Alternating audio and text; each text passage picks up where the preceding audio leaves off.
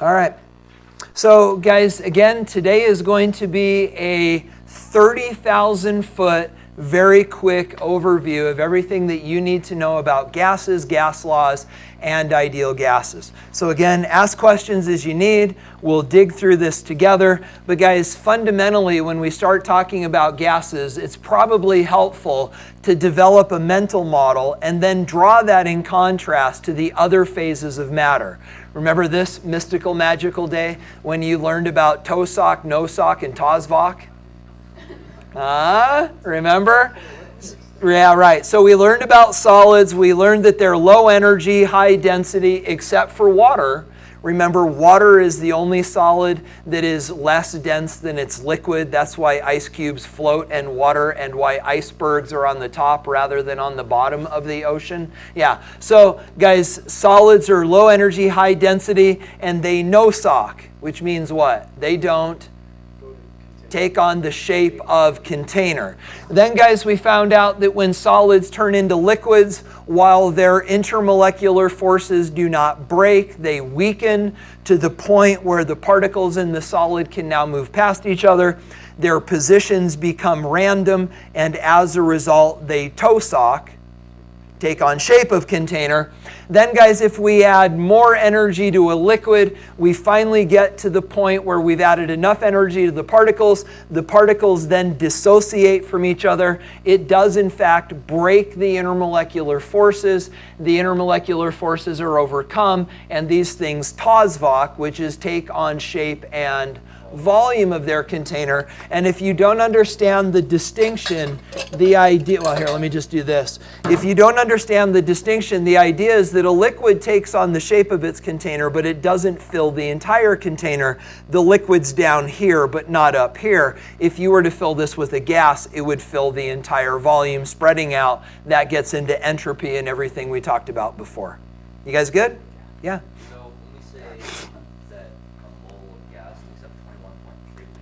Or 22.4, but yeah, you're fine, yeah. So how does that determine? Like, is that where each atom is? Well, so here, yeah, and we're gonna get there in a minute. So we have this number floating around that says a mole of gas is 22.4 liters. And we're gonna talk in a minute about why it doesn't matter what kind of gas that is. It's an interesting question. But the other thing that we've got to add to that statement that you just made was a mole of gas takes on a volume of 22.4 liters at standard temperature and pressure. And what we found out, and what we're going to go back over, is that the volume that a gas occupies is dependent upon three things. Its temperature, the hotter it is, the bigger it gets, the cooler it is, the smaller it gets. That's Charles' law. Also the pressure that's being exerted on it. The higher the pressure, the smaller the gas, the lower the pressure, the bigger the gas. That's Boyle's law. And then also the number of moles of gas that are inside the container, and that's Pivner, pressure, volume, number of moles, R and T. And so when we say 22.4 liters, that's at standard temperature and pressure. But then why doesn't it matter the type of gas? And we're going to look at that in a minute. I mean, that's what I'm saying is, like, if I have like a mole of gas, put it, if this room is in standard conditions, put it in here. Right. It's going to fill the whole room. It won't, because its pressure will go down. As that gas expands, its pressure drops. And so, and guys, let's just do this. Frankly, I'm loving that you're running down these weird trails. Guys, here's the scoop with gases. You ready? Hear this carefully. Guys, gases are tricky buggers, because the minute you think you understand the way gases behave, it just blows up in your face. Some of you are going to find this to be the most frustrating unit of the year. And I'll be honest with you guys, I find this to be the most frustrating unit to teach. The reason is this. I find it difficult to put you in situations where your concepts fall apart. But the AP authors are so good at putting you in those positions. You're feeling all like, hey, I understand the way the gases behave. I understand Pivnert. I understand Avogadro. I get STP. I got a really solid handle on this. And then all of a sudden things come up like Jake's question. And you're going, wait a minute, why 22.4 liters? Because if I've got 22.4 liters of gas, and if I allow that to escape into the room, now that gas occupies the entire room, but it's still a mole of gas and it's at the same temperature, so what's going on? Do you see what I'm saying? And guys, this is the thing that's going to be frustrating for you throughout this unit. So here's the way we're going to address this. One, I'm going to go way out of my way to try to expose you to the weirdness of gases. But guys, it's going to feel really contrived, because along the way throughout this entire unit, I'm going to be asking you weird questions, these what-if questions. And some of you are going to go, gosh, that's a really stupid question. The answer is obvious. And then when we start to dig into it, all of a sudden the answer is not going to be so obvious, but you're going to have to get engaged enough that you start to think through the complexities of the questions I'm asking you. Guys, the other thing that we're going to do is this. We are going to create a mental model of gases, and that's why I'm starting on this page. And guys, I know that there's rumors going around this school that Knappenberger closes his eyes when he's thinking about things. Have you guys all heard this? Apparently it's being shared throughout the halls. It's like people are talking about how their teachers are weird, and Ellingford's weird because he always wears corduroy no matter what he's doing. And you know, your teachers are kind of quirky, right? And a couple of my students were telling me that apparently my quirk among all the others is that I close my eyes when I think about stuff, which is true. But guys, what I'm going to do throughout this unit is literally I'm going to tell you, okay guys, close your eyes and picture this gas, and then picture what it's doing. And so along the way, guys, as we're picturing gases, we're literally going to create these mental models that are going to become more and more robust. And I'm going to ask you to pause and picture how what we're talking about plays out in your mental model of a gas. So what I'd like to do, given Jake's question, is do that right now. So guys, this is our mental model of a gas, right? Can we all call this our starting point? So in our mental model of a gas, we've got molecules that are not linked together. We've got molecules that are spread randomly throughout the container. And so would you agree that right now our model of a gas kind of looks like this? Is that okay? Okay, but what's the shortcoming of this model? What is it not doing that gases actually are doing? Moving. So instead of having an image of a gas, what you really need to have is a video. Do you see what I'm saying? And let me explain to you why this is important, and then we're going to answer Jake's question. So now, guys, let's talk about our video of a gas. So wait for it. Got to let my board warm up. Okay, so now what we're going to do is we're going to think of a gas like this. So here's our container. We've got some molecules in here. These are our gas molecules. But guys, if you close your eyes and picture your gas video, what are these molecules doing? They're moving around hundreds of miles an hour, right? But they're not just moving around. What else are they doing? Hitting each other and hitting the walls. And guys, this is important. Now, when they hit, do they stick together? Now, here's where, and we'll talk about this more in a minute. Guys, when these molecules crash into each other, they do actually momentarily stick. If you've done physics and the difference between elastic and inelastic collisions, that's the difference. We're not going to talk about that in here. But if you have that background, that's great. But guys, these molecules do actually stick together. Why would they stick together? Because they have intermolecular forces, right? But now you're going, wait a minute. We said gases don't contain intermolecular forces. And guys, the idea is this. Gas molecules are like little magnets, right? What is it that makes these molecules magnetic? They're polar. And some of these molecules aren't terribly polar, but all molecules are slightly polar. And so the idea is this is kind of what a liquid looks like. And these molecules are rubbing past each other. And if we can heat them up enough, they separate and we have a gas. We call that boiling. But are these molecules still polar? Are they still magnetic? So why do gases behave as if there are no intermolecular forces?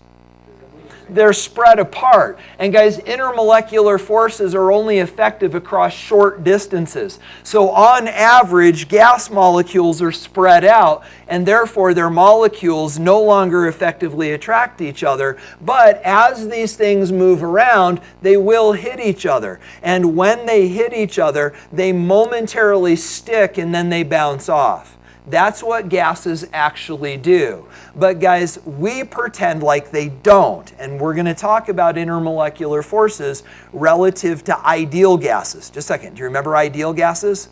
Remember, do ideal gases exist? They don't. But guys, remember the idea with ideal gases is they don't contain intermolecular forces at all, which means if we're treating our gas as an ideal gas, when they hit, they never stick together. They hit and bounce without sticking. Do gas molecules really do that? No. Do we pretend like they do when we talk about ideal gases? Yes. And we'll talk more about that in a minute. So let's do questions and then let's continue with this. Go ahead.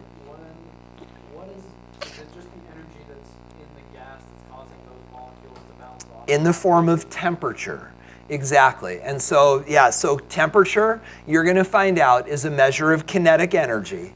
And we're going to talk about how that relates to these things moving around. But these things have kinetic energy, which we experience as temperature.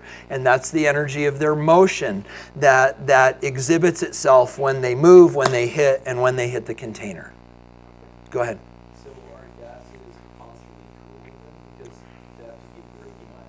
Right, and so this is where good for you, right? Because so the idea is that when the intermolecular forces form, there's a release of energy, and then when they break, there's an intake of energy, and we consider those ins and outs to balance out, and we consider that to be isothermal.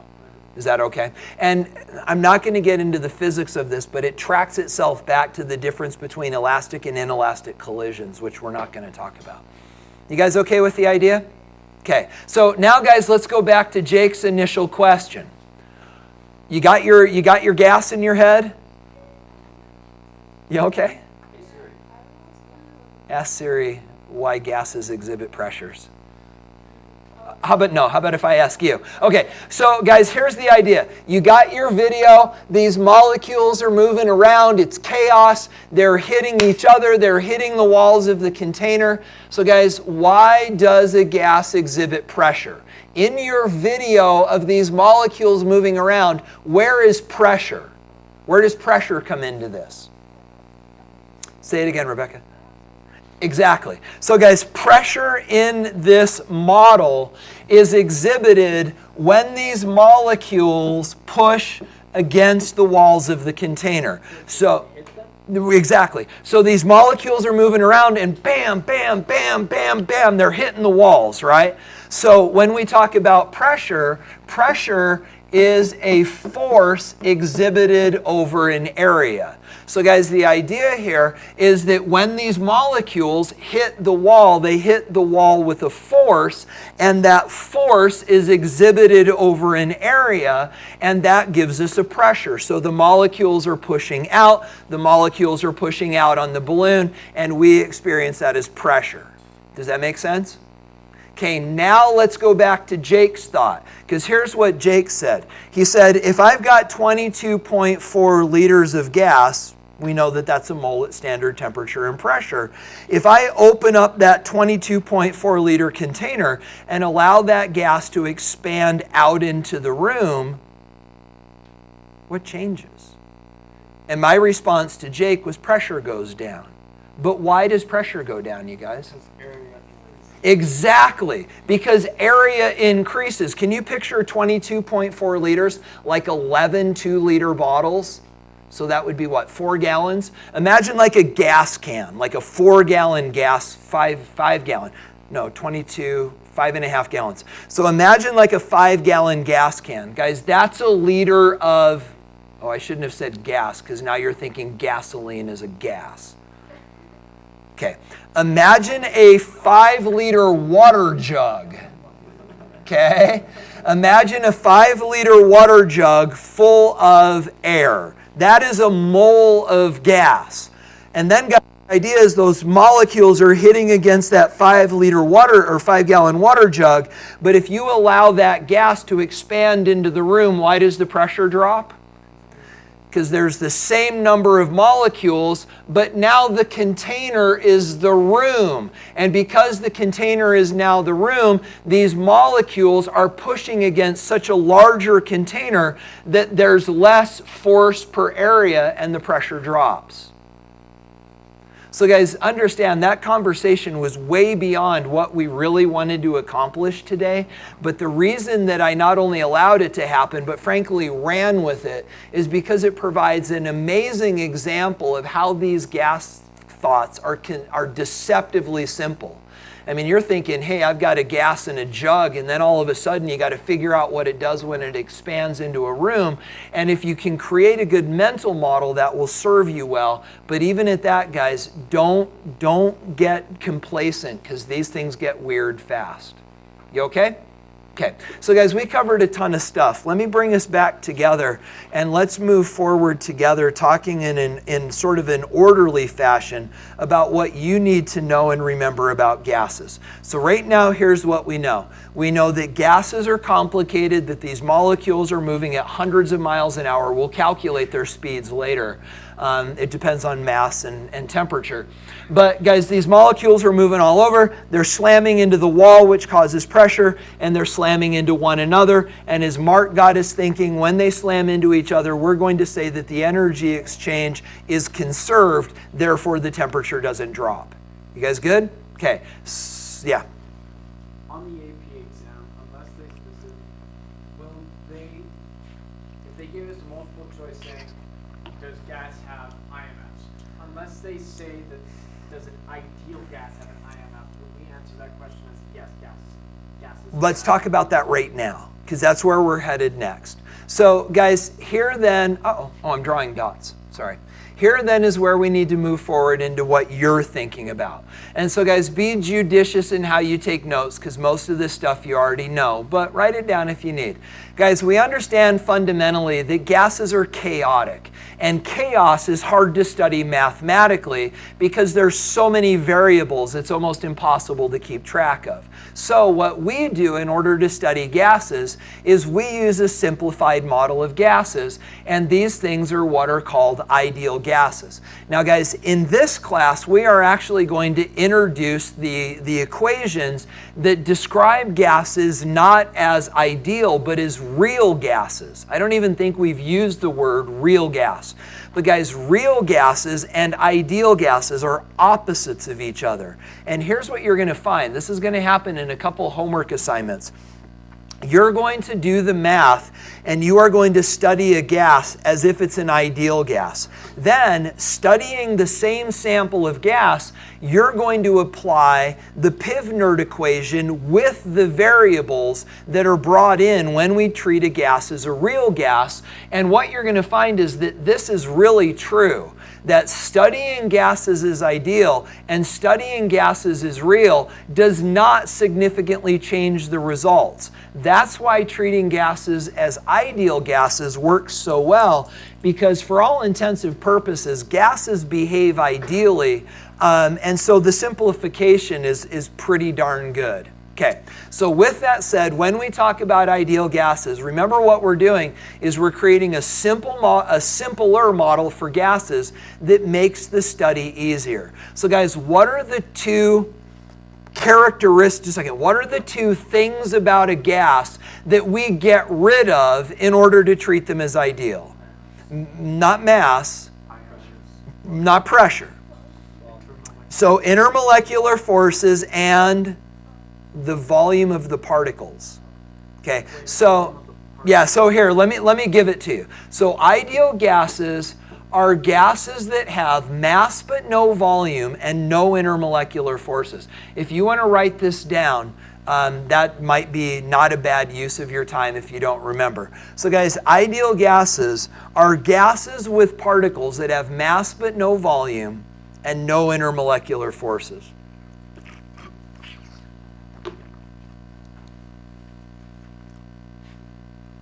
So mass but no volume and no intermolecular forces.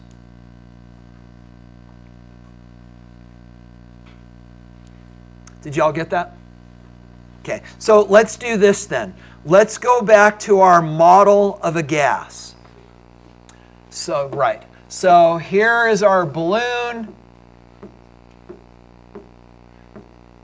And there are our gas particles.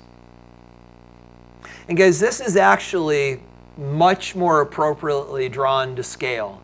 If you could look inside of a gas, guys, at standard temperature and pressure, about 99.9% of the space inside of a balloon at standard temperature and pressure is empty space. It's only about 0.1% of the volume is actually the particles of gas themselves. So why did these particles fill the balloon?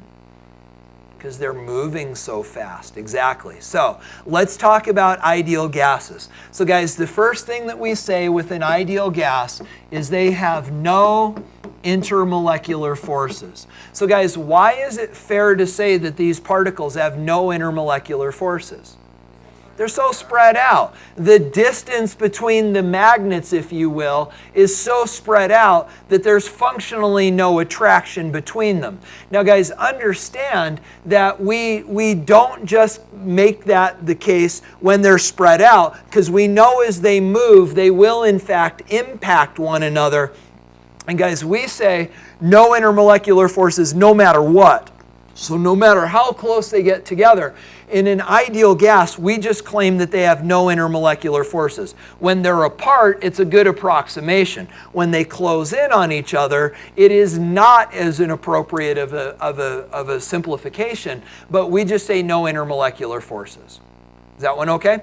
Okay. And then guys, we say this, mass, what does that mean that the molecules have mass? They exist, but no volume. So what does that mean? Well, it means they don't take up space. But guys, why is that an appropriate approximation? Because they're so small compared to what? The entire volume. And guys, please don't ever use this number on a test, but at standard temperature and pressure, this is a pretty close number, that inside a sample of gas at standard temperature and pressure, it's about 99.9% empty space, and then about 0.1% actual matter. So most of the space inside of a gas is just a vacuum. It's empty, and the molecules appear to occupy the space because they're moving. But if you could cool those molecules down to the point where they stop moving, they would be a little bitty pile at the bottom of the balloon. Well, the balloon would collapse, but they'd be a little bitty pile that would make up 0.1% of the total volume of what the balloon was at standard temperature and pressure. You get the idea? Okay, so guys, with that said then, it's important that we go back to what Brandon said. So we understand no intermolecular forces, but when you're explaining mass but no volume, it's not enough to just say the particles are small. You've got to explain that they are small compared to the volume the gas occupies because it's moving. So that's what you need to know about ideal gases. Anything there to talk about? You were going to ask Mark or Brand. Someone was sort of ignored you a minute ago. You guys okay? You guys good? Ideal gases? Those sitting okay? Okay. So guys, now that we understand ideal gases, what we need to do is move forward then and talk about the factors that influence the behavior of gases. And guys, we understand that the two factors that influence the behavior of a gas are temperature and pressure. We talked about the idea that gases expand when they're heated, they contract when they cool, and things like that. But guys, in order to account for this, we need to create standards for each of these, which we call standard temperature and pressure. So guys, first of all, standard temperature. Do you remember what it is? Yeah, so guys, standard temperature is 0 degrees Celsius or 273 Kelvin. Guys, please notice this is not degrees Kelvin. This is just Kelvin. If you get to college and if you've got university professors that are hung up on this, they will nail you if you put degrees Kelvin. Are you interested to know why it's not degrees Kelvin? So, guys, the idea is this. In the Celsius scale has 2 fixed points. What are the 2 fixed points on the Celsius scale? 0, which is what? Freezing point of water, and 100, which is what? The boiling point of water. And so on the Celsius scale, each one of those increments is a degree between freezing and boiling. Get the idea? On the Kelvin scale, you do not have 2 fixed points. You only have 1, which is what? Absolute 0. And because there's only 1 fixed point on the Kelvin scale, it is not degrees or separations between 2 points. And so consequently, it is not correct to say degrees Kelvin. It is simply Kelvin, because it's not a fraction of a distance between 2 fixed points. Does that make sense?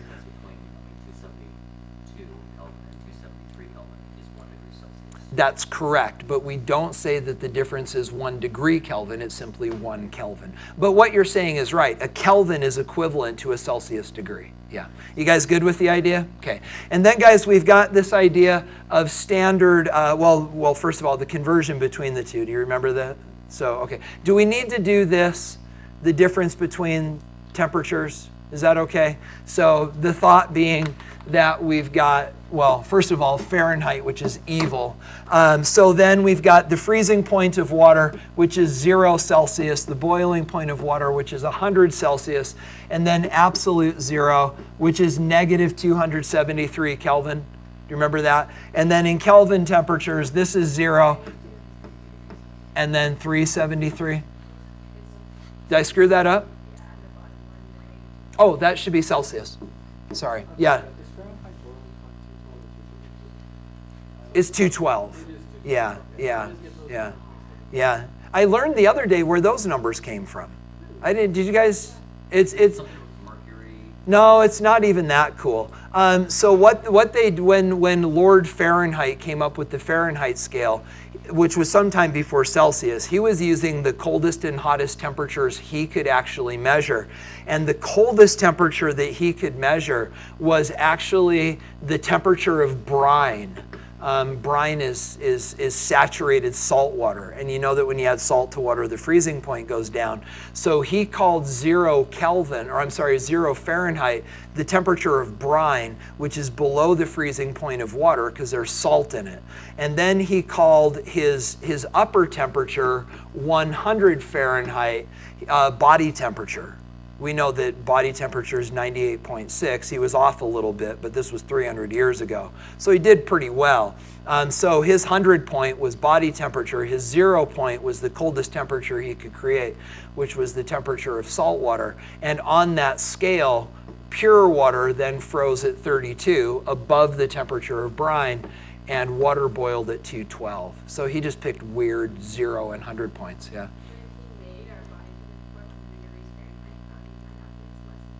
He didn't. He died not knowing.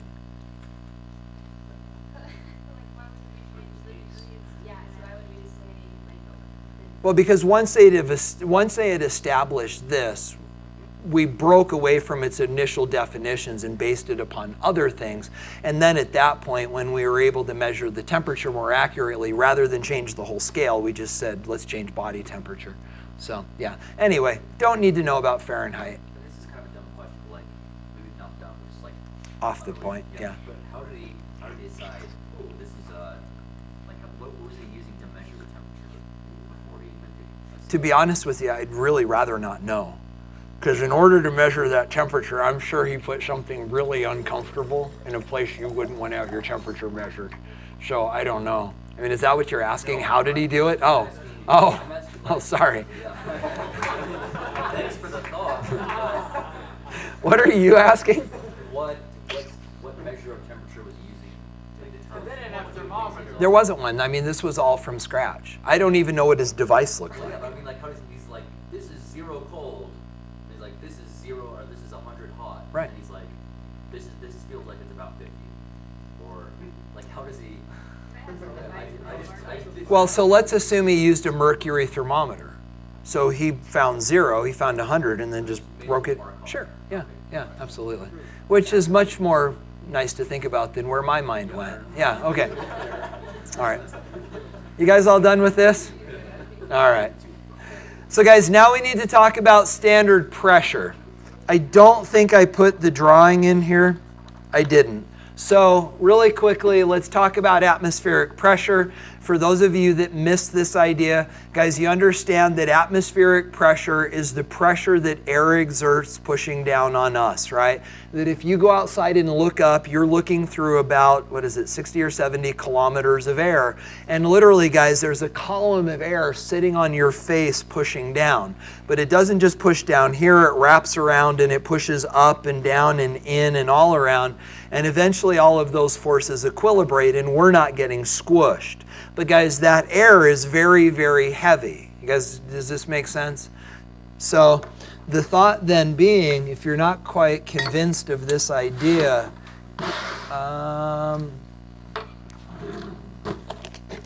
the idea here, guys, is that this force is very, very real. And if you don't understand the idea, maybe you'll find this helpful. I suspect most of you have seen this. But you understand, guys, that if we've got a card, right, we've got air pressure pushing up, we've got air pressure pushing down. Air pressure is pushing on all sides of this card, right? But if we then take an Erlenmeyer flask and fill it completely with water. Come on. This has got to be all the way full. Okay, so if we take an Erlenmeyer flask and if we fill this completely with water, guys, if that's completely full of water, how much air is in there? None, right? And because there's no air in there, there's also no air pressure in there, right? So now, when I put the card on top of this, there's still air pressure pushing down, right? How much air pressure is pushing up? None. But if I do this, the game is the same, right? Now air pressure is pushing up. How much air pressure is pushing down? None. And so the air pressure is actually strong enough to support all the water that's inside this Erlenmeyer flask.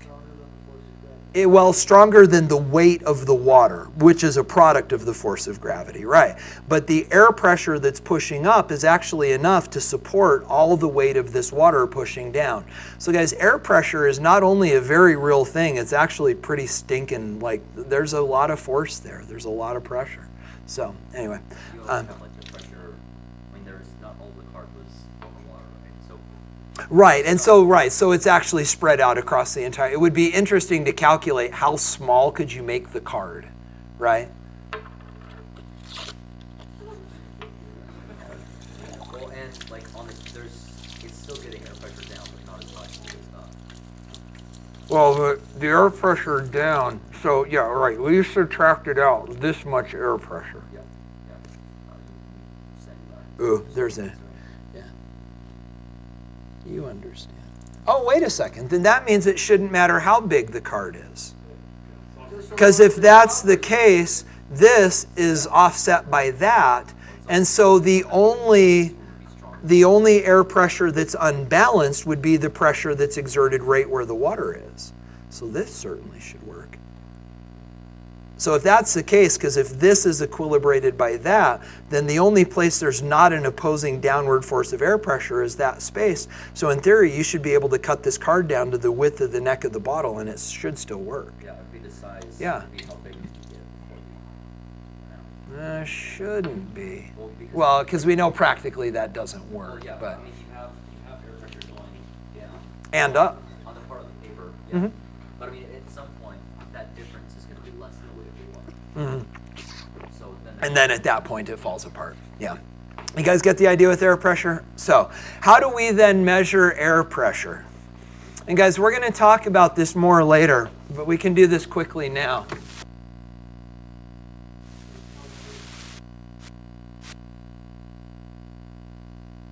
Did you guys all have the opportunity to interact with one of these regardless of who your teacher was last year?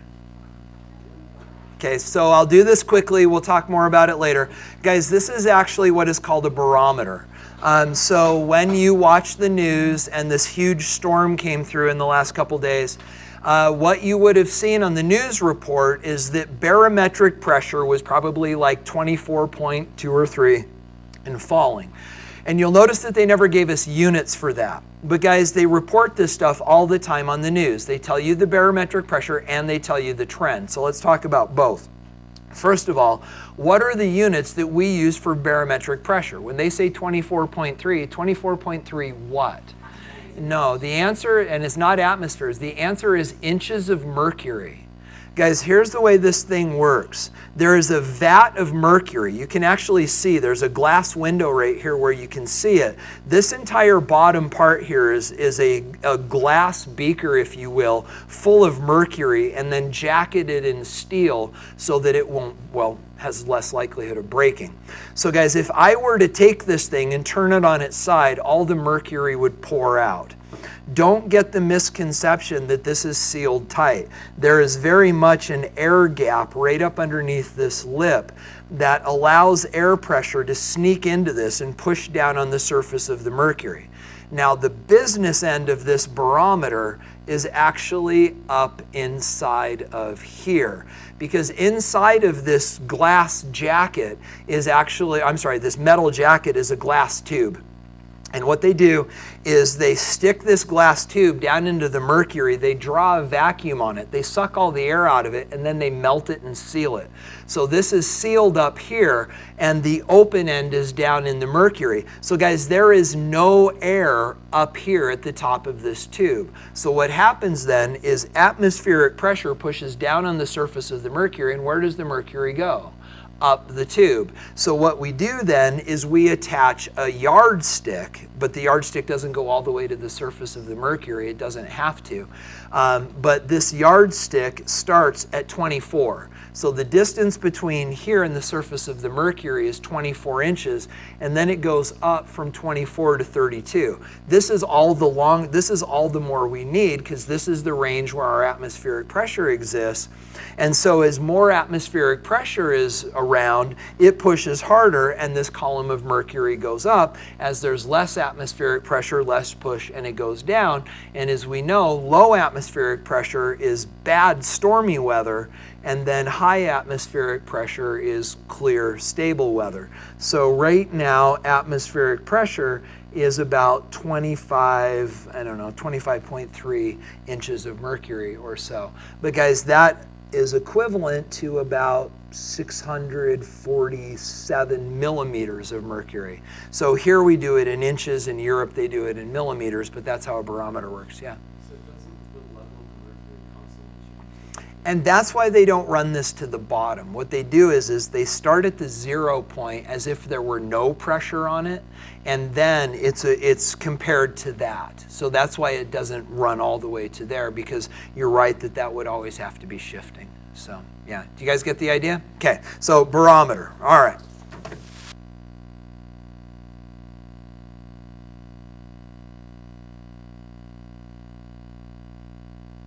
Okay, so guys, with that said then, let's talk about standard pressure. So what then is standard pressure?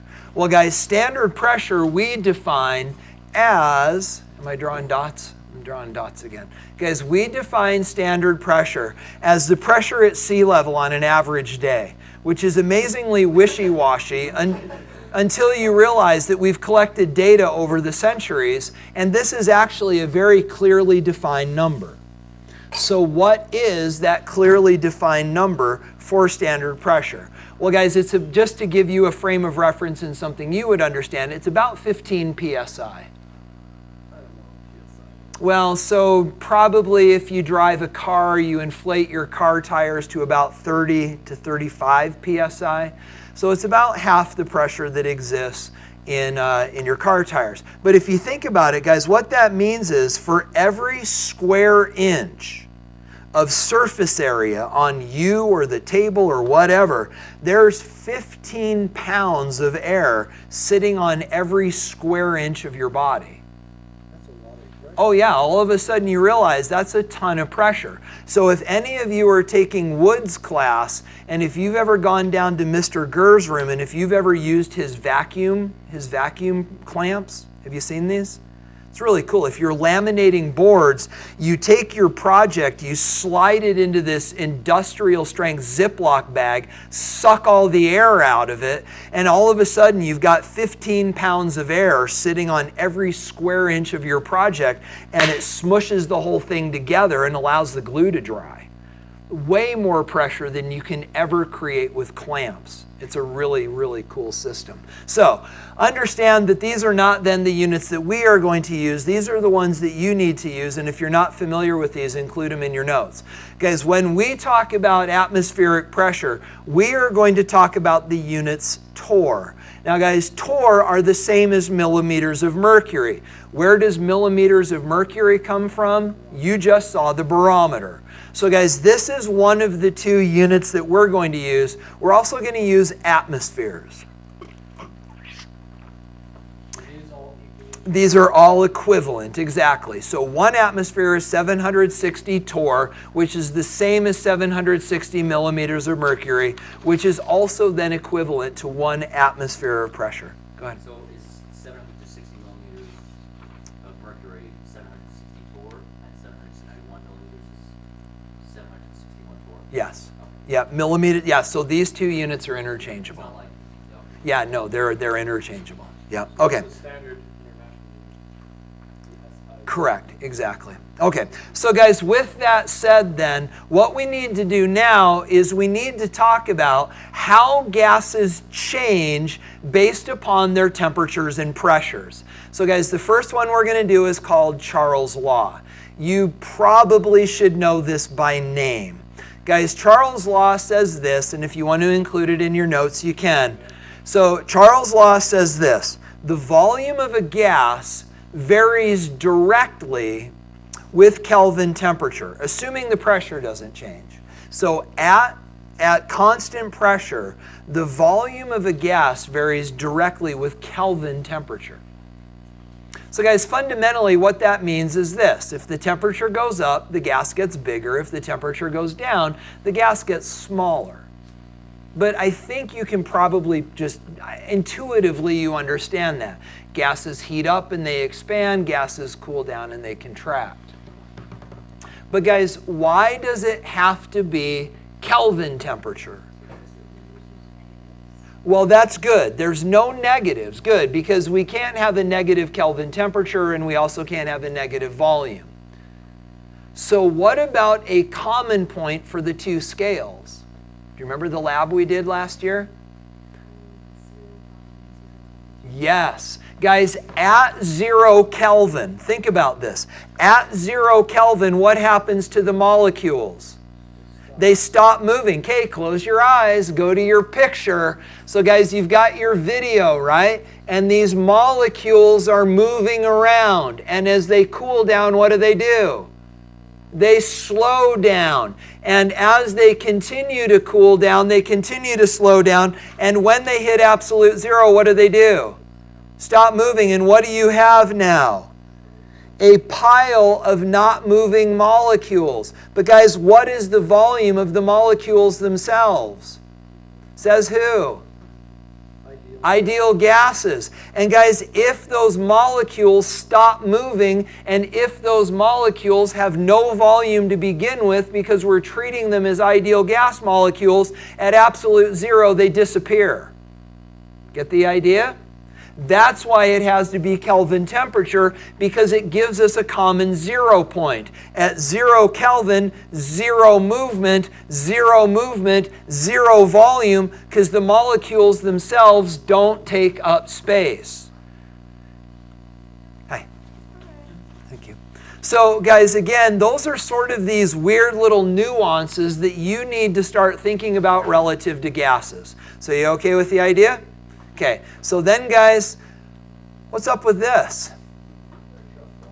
Yeah, you got up this morning and if you had to park your car outside, which I know that many of you do, did you notice that your car tires looked flat? It does give it more traction on ice.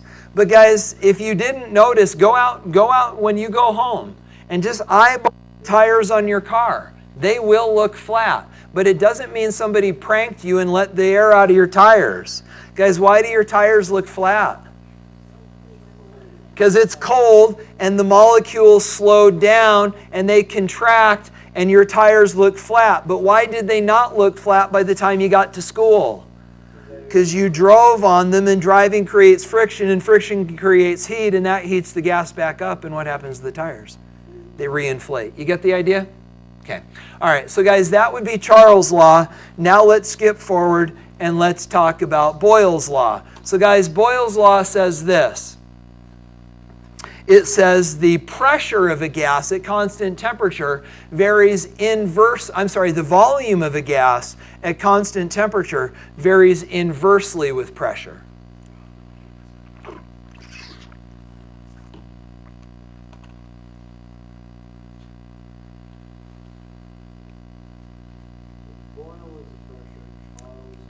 Correct. So guys, all this means is this.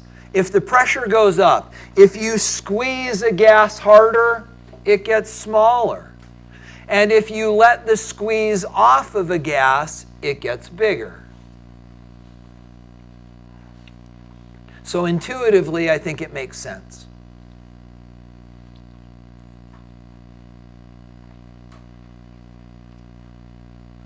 you just gotta think about not like boiling water, like a boil. It's like really high pressure.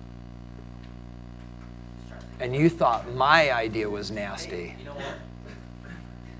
Which is worse, a rectal thermometer or is it? I'm going to pretend you didn't say that. All right.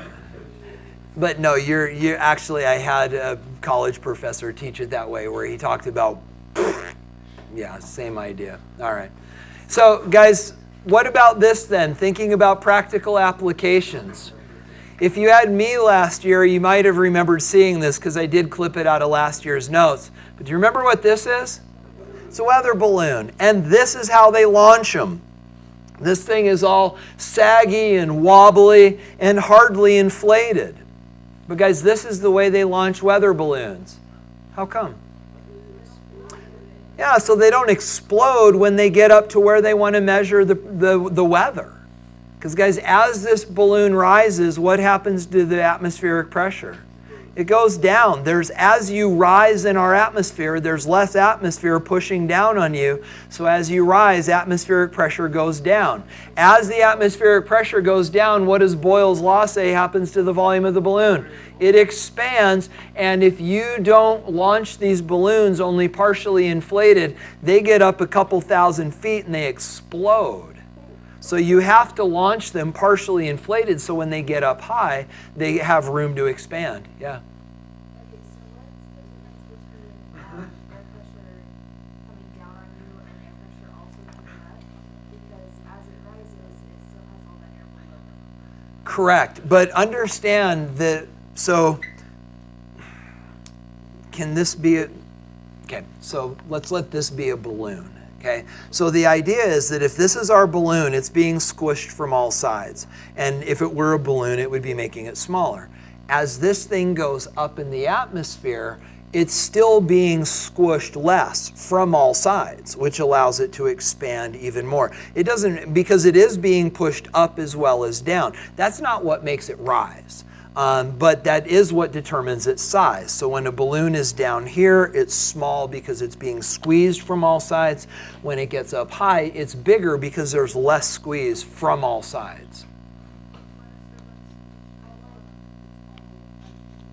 The idea is that, and this is what makes, if you choose to be an engineer, wait till you take your first fluids class. The idea is that as this gas pushes down, it not only pushes down, it also then creates an upward squish as well. Because remember why this is creating pressure. This is actually a density issue. And so the idea is that we've got molecules in the air banging against this, and it's banging against it from all directions. Does that make sense? So the pressure that's being exerted by our atmosphere is really a density issue because it's still a push from the molecules themselves. Does that? I understand it as density. Okay. For ice to burn. Yes, exactly. Right. And and that's why it's colder in the mountains because there's less dense air, less ability to trap heat, all of those things. Is that okay? I understand as density, I don't then stay there because it works. Yeah, is that okay? Okay, so guys, let's then shift gears a little bit. So you may remember that mathematically, we pull all these things together with pressure, temperature, and volume, and we end up with what is called the combined gas law equation, which is this. P1, V1, T1, P2, V2, T2. And in order to solve this, you're just given pressures and volumes, and you solve for the one that you're not given. We're not going to do that now. We'll talk about it Thursday if you want to ask and answer questions. But understand this equation is how you describe these. Here's the problem. It's not on the AP equation sheet. They took it away from us. What that means is on the AP test, they will expect you to be able to think through these things logically. Why is it that we launch weather balloons partially inflated? They wouldn't ask you if a weather balloon goes up to where the atmosphere, well, actually, they could do this. They wouldn't hesitate to ask you if you take a weather balloon with a with a volume of 10 liters and it goes up in the atmosphere where the pressure is cut in half, what does the volume become? 20 liters? They'd do that, but they wouldn't do something where they said, the pressure here is 2.79 atmospheres and up here it's 1.28 atmospheres. What does the volume become? Because that's more of a mathematical process than it is a logical process. So they won't ask you to solve this. I will in homework and on the test. I'll give you the equation. But understand on the AP test, they just want you to understand it logically. Is that okay? Okay, so then guys, moving along from there, it's now time to wrap up the day by talking about Avogadro's Principle. So, do you remember learning about this last year? Do you remember? And guys, we didn't do great justice with this, but we talked about some interesting ideas relative to Avogadro's Principle. So I'm going to tee this ball up for you the same way that I teed it up last year. Hard and Call may have done this differently, but it's important that you understand this. And guys, again, I've shared this with you before. It's really difficult to make gases as weird as they actually are, but this is a pretty good attempt at trying. So guys, consider this, which is exactly the same question, at least I asked you last year. So guys, what I want you to do is I want you to envision a 30-gallon trash can. This is a 30-gallon trash can. Now, what I want you to do is I want us to make an estimate. So if we were to fill this trash can with tennis balls, can you imagine how many tennis balls it would take to fill the trash can? Let's come up with a number. More than 20? More than 50? Yeah, more than 100? Maybe. So could we say 300. I have no idea, but let's go 300. But guys, by comparison, what if we were to fill it with volleyballs? 10, maybe. So guys, we've established a hypothesis that says this. It takes more small things to fill a space than it does big things, right? Guess what? Not if they're gases. And guys, this is the place where this gets a little bit weird. The idea is this. If we have a balloon of gas and it is filled with itty-bitty little hydrogen molecules, and then if we have another balloon of gas and if it is filled, actually that's not right, if it is filled with butane molecules, which are relatively huge compared to hydrogen molecules. So guys, the idea is if we have a balloon of hydrogen and a balloon of butane, what's going to be true of the number of molecules in each? They're the same. That's Avogadro's hypothesis. And it's counterintuitive because we made this hypothetical statement that said volleyballs take fewer balls to fill a space than smaller tennis balls. So guys, where does this logic fall apart? Because what we're saying now is it takes the same number of big things to fill a space as it does small things. So where does the logic of our hypothesis break apart? And guys, you may remember this. Allow the airsoft BBs to represent hydrogens, and allow the ping pong balls to represent the butane molecules. And we can clearly see that it takes more of the small airsoft BBs than it does the big ping pong balls to fill the space. So our hypothesis actually still seems to be correct. More small things than big things if these are hydrogens and those are butanes. But guys, now we've got to go to our mental model of gases. What is wrong with this understanding of how gases fill spaces that allow this reality to be true rather than this reality? They're moving. And so guys, in fact, what is happening is this. Gas molecules do not fill spaces because they're all packed up on top of each other. They fill spaces because they're moving at hundreds of miles an hour. And if we could stop them, we would find out that it doesn't matter how big they are. Their sizes are so insignificant compared to the volumes that they occupy that it's the same number of little guys, in this case too, the same number of little guys as it is big guys to fill the space, because they don't fill the space by packing together in the first place. It's because they're moving around, and consequently the size doesn't matter. Yeah.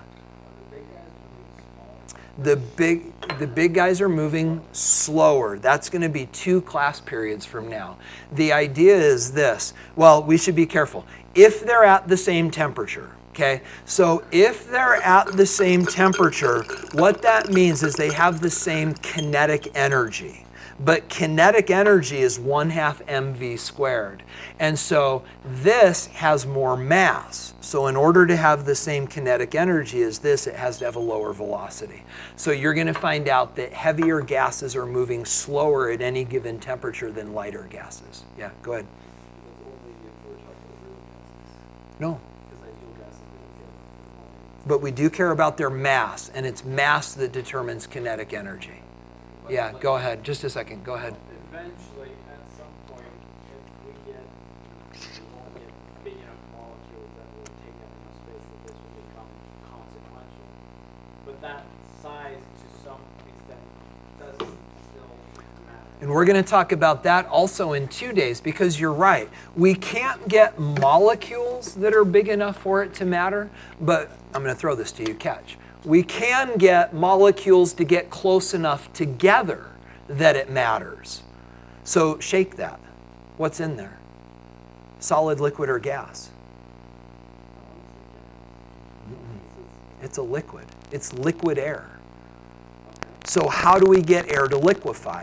And the answer is we smush these molecules close enough together that all of a sudden their size does matter. And their intermolecular forces matter, and they liquefy. Yeah, and that's where we're going to talk about that in a couple days. So what you said initially was right. We can't get, the molecules will never get big enough for them to matter, but we can get them close enough together that it matters. And that's the distinction between real gases and ideal gases. We're going to talk more about that later. Okay, go ahead.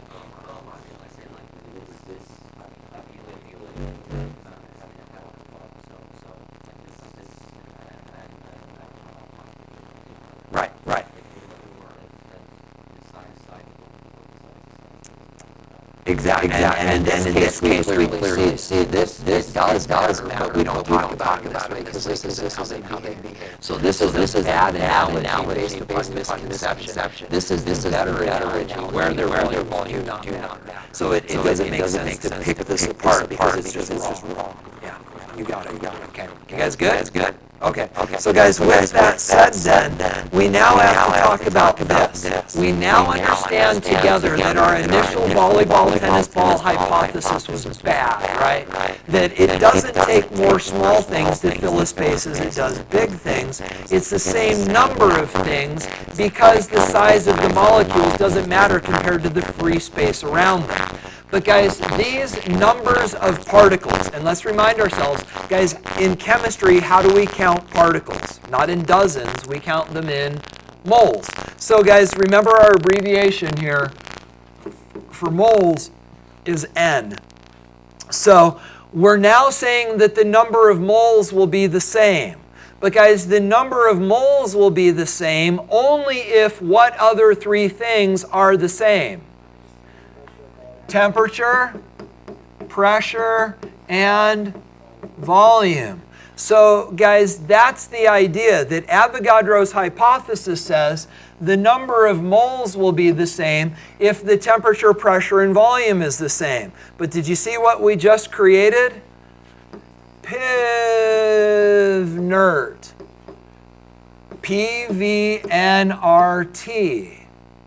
Guys, PVNRT is the mathematical collecting together of the idea that it's numbers of moles, temperatures, pressures, and volumes that matter when we talk about the behaviors of these gases. So we need to have all of those pulled together for this to make sense. Do you need to go? Okay. So with that said, guys, write down what you need, but this is the idea. Avogadro's principle says this. And we're going to talk about similar. So two similar gas samples will contain the same number of molecules because the particles aren't in contact, but they're rapidly moving. So what does it mean to be similar? Well, guys, those similarities have got to be pressure, temperature, and volume. And when that's true, we then end up with PVNRT.